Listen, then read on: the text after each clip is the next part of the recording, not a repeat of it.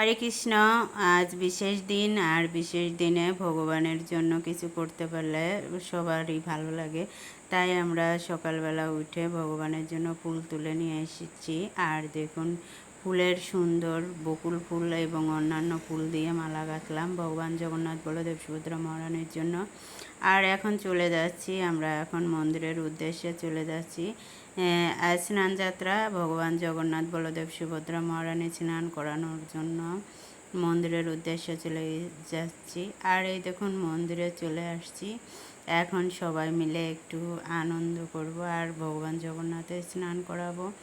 সেই জন্য এতটা ভিড় হয়েছিল যে জগন্নাথের দর্শনও পাচ্ছিলাম না। খুব কষ্ট করে একটু দর্শন পেয়েছি। আর এই দেখুন, এত মানুষ হয়েছিল, সবাই জগন্নাথের স্নান করাবে। আর তারপরে সবাই প্রভুজিরা স্নান মানে স্নান করানো হয়েছে, মানে প্রভুরা সবাই মিলে সবাই স্নান করছে। একজন আর একজনের উপরে জল ঢালছিল, আর মাতাজিরাও ওইরকম স্নান করছিল, একজন আর একজনকে ভিজিয়ে দিচ্ছিল। তারপরে এই যে দেখুন, মাতাজিরা নাচ গান করছিল, অনেক আনন্দ করছিলাম আমরা মন্দিরে।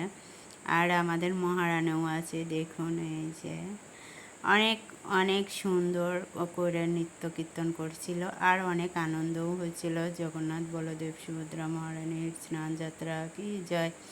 আর তারপরে স্নান যাত্রা শেষ পরে ভগবান জগন্নাথের গজবেশ আমরা সবাই মিলে দর্শন করেই তারপরে বাড়িতে আসলাম। আর দেখুন, ভগবান জগন্নাথের রূপ একদম গজরূপ ধারণ করেছে। হরে কৃষ্ণ।